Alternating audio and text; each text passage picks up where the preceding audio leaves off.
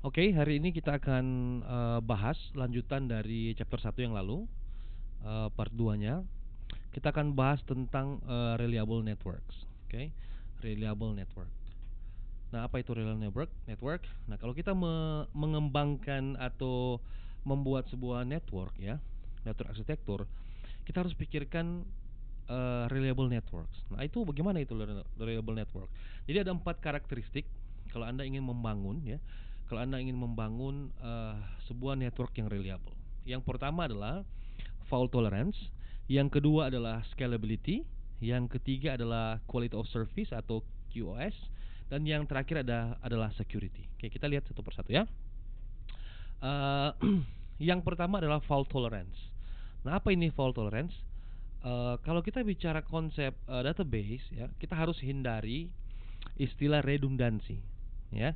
Tetapi kalau kita belajar network, terlebih khusus di reliable network, maka redundansi itu sangat diperlukan. Kenapa? Ya, kita harus menyediakan multiple path, ya. Jadi ketika ada device yang bermasalah, ya, maka bisa lewat jalur yang lain atau bisa lewat path yang lain. Oke, nah, seperti contoh di sini ya. Kalau misalkan ini bermasalah ya, PC ini bisa lewat apa? Lewat jalur yang ini. Jadi redundant connection itu ya, fault tolerance. Untuk mencegah kalau ada masalah, ada gangguan di salah satu device, maka bisa untuk menggunakan ini apa? Ini multiple path. Oke, itu yang fault tolerance. Yang kedua adalah scalability. Apa itu scalability? Misalkan Anda sudah ada existing network infrastructure, disebut scalability jika ya, jika Anda menambah ya, Anda menambah aplikasi baru, Anda menambahkan user-user yang baru, dan penambahan itu tidak berdampak terhadap apa? Existing network. Nah, itu disebut dengan scalability.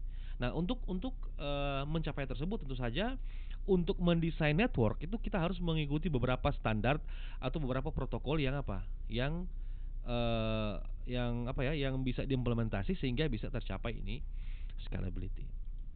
Berikutnya adalah quality of service, QoS. Apa itu QoS? Kalau bisa dibilang QoS itu adalah saya bisa katakan apa ya?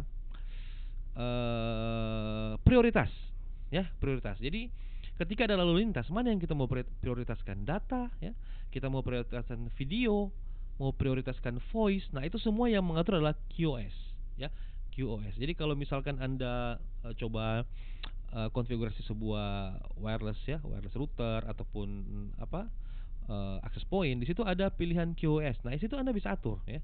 Mana yang mau Anda mau dahulukan? Apakah data ya, apakah web page Anda mau prioritaskan ya? Apakah Anda mau prioritaskan video ya? Apakah Anda mau prioritaskan audio ya? Nah, itu semua diatur oleh apa? QoS. Oke? Okay? Dan yang terakhir adalah network security.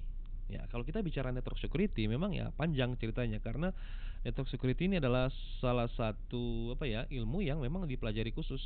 Jadi untuk di Cisco ini kita belajar network security di introduction-nya. Di sini dituliskan ada dua ya, ada dua tipe. Yang pertama adalah network infrastructure, jadi security dari segi infrastrukturnya. Dan yang kedua adalah security dari segi informasinya. Ya, dari infrastruktur itu meliputi physical security, ya, physical security dari network. Apalagi mencegah ada unauthorized access terhadap kita punya device yang ada. Nah, sedangkan untuk information security sendiri, itu kita bagaimana memproteksi ya, informasi atau data yang kita apa? Transmisikan, yang kita kirimkan lewat apa? Lewat network. Nah, tentu saja kalau kita belajar network security dikenal dengan istilah apa? CIA triangle ya. Confidentiality, integrity, dan apa? Availability ya. Jadi confidential itu bagaimana apa ya? Only intended recipient can read the data. Jadi hanya orang yang memang kita kirimkan file itu ya, kita kirimkan data itu, saya bisa katakan kita kirimkan pesan itu yang bisa membaca ya, itu confidentiality. Oke, kemudian integrity adalah kita harus menjamin bahwa data itu tidak dapat apa? Diubah, tidak dapat dialter ketika kita kirim. Ya, di waktu saya transmisikan data itu harus pastikan bahwa data itu apa? Tidak apa? Dialter atau Itu integrity-nya. Sedangkan availability kita juga harus menjamin bahwa ketika kita memerlukan ya akses ke data tersebut ya, maka data tersebut harus apa? Ada. Ya, harus reliable ya, timely itu harus ada ketika kita mau apa? Akses atau orang yang authorized mau akses data tersebut. Oke, itu ya sudah untuk yang reliable network. Sekarang kita masuk di 1.7 yaitu network trends. Nah, kalau Anda lihat di sini ya, di sini karena network itu sudah ada di mana-mana, berikut adalah beberapa networking trends yang ada di mana atau yang mempengaruhi organisasi dan consumer. Yang pertama adalah BYOD. Apa ini BYOD? Bring your own device. Nah, bring your own device ini kalau Anda lihat, kalau misalkan Anda ke library ya, itu di sana ada disediakan komputer ya, komputer, dan Anda bisa gunakan komputer itu untuk download apa ya, kalau di library bisa apa ya, download jurnal ya, langganan library kan ada langganan download jurnal, Anda bisa cari informasi apa resource dari library ya. Nah, kalau BYOD konsep ini kita bawa sendiri kita punya device ya, kemudian tempat itu menyediakan layanan ya, sehingga itu lebih fleksibel. Contohnya misalkan begini, saya mau download apa ya? Saya mau download jurnal. Kalau kita gunakan komputer di lab atau di library, itu kita harus copy lagi ya. Ya, tapi kalau kita punya own device ya, kita lebih fleksibel lah. Anda bisa download, simpan di Anda punya folder pribadi dan lain-lain. Nah, berikutnya apalagi tren di network? Online collaboration, ya. Online collaboration. Kalau di banyak sekali ya, ada Google mengeluarkan ya, ada Office ya dari Microsoft keluarkan ya, dari Cisco juga mengeluarkan, kita lihat nanti ada Cisco Webex. Jadi kita bisa kolaborasi.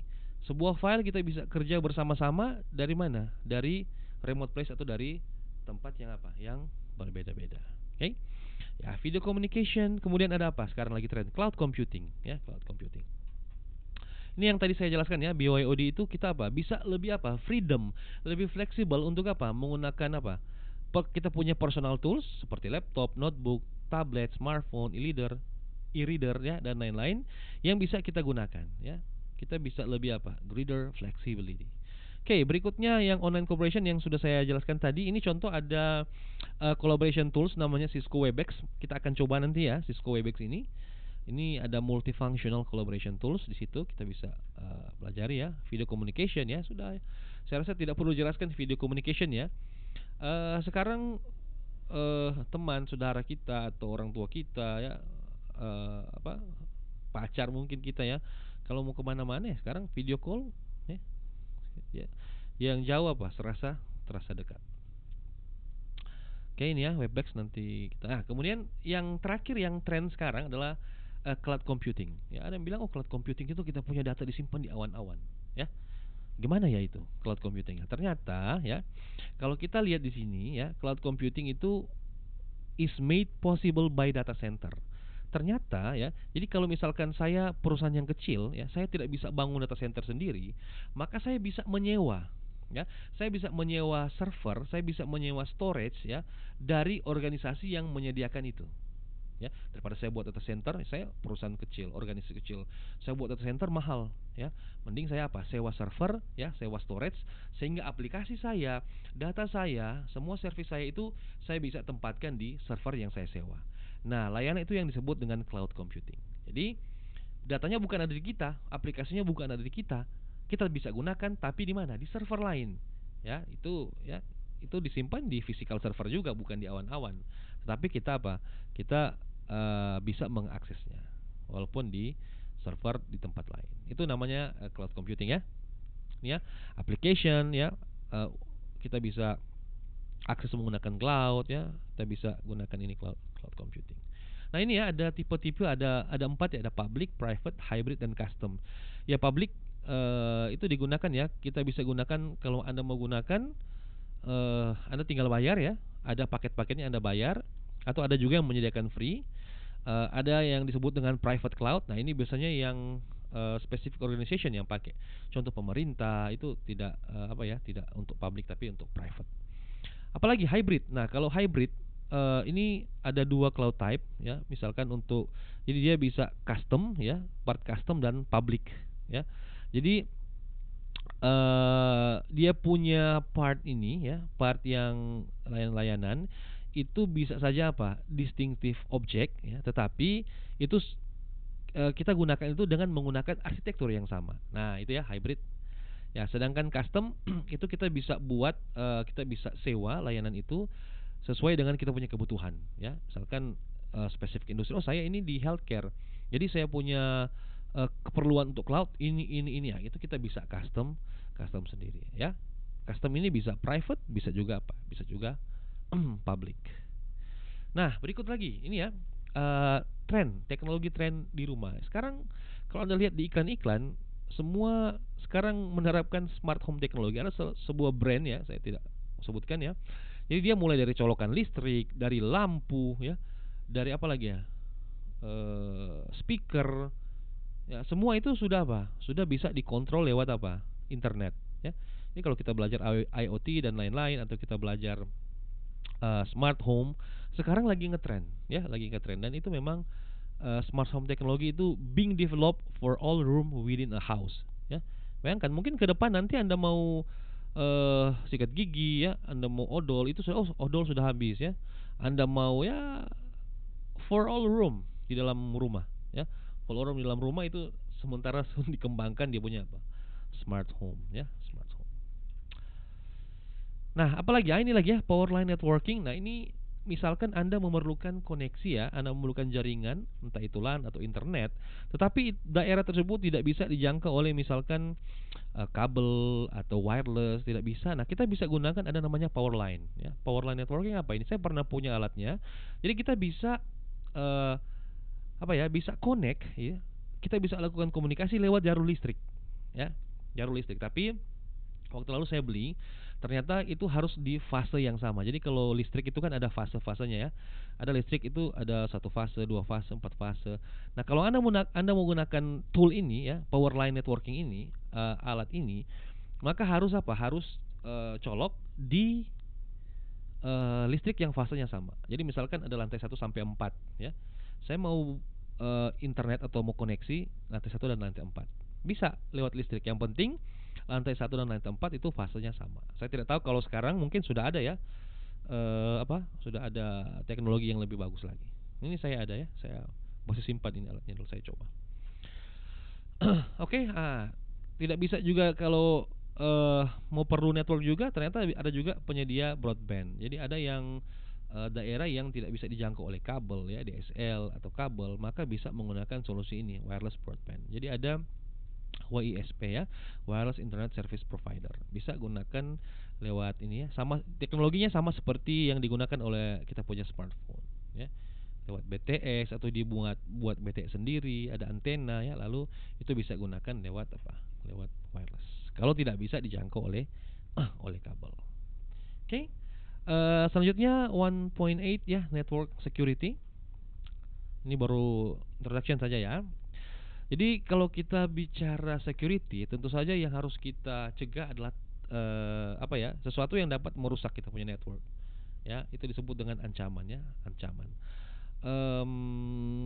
Ancaman itu dapat berupa banyak hal ya. Jadi misalkan ini di gambar ini kita ada 2 ternyata ancaman. Ternyata ancaman itu kalau misalkan kita ini host ya, ada ancaman dari luar yang disebut dengan external threat.